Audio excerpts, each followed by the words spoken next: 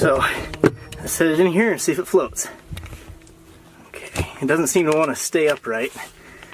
I'll just let it tip over. There it is. It's floating. Look at that. The iron anvil floats because mercury has a density nearly twice that of iron. In fact, due to the density ratios, the iron actually floats better than wood does in water. Push it under. Let's push it down. Oh, it's hard to push down. Oh, that's great. Here, let's try it again from the other side. Okay, here we go. Push down. It bobs up like a cork. Okay, let's I want to try hitting it with a hammer.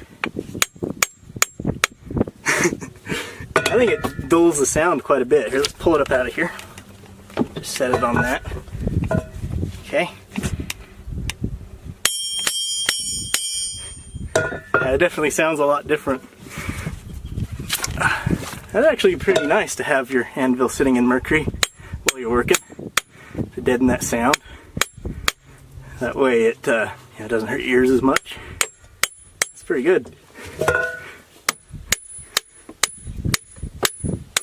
Barely make it wobble by hitting it. Let's just set that there. Put my hammer in. Hammer floats too. That's pretty great. Hope you enjoyed. I'll see you next time. Apparently I got mercury in my glove. What a good that did.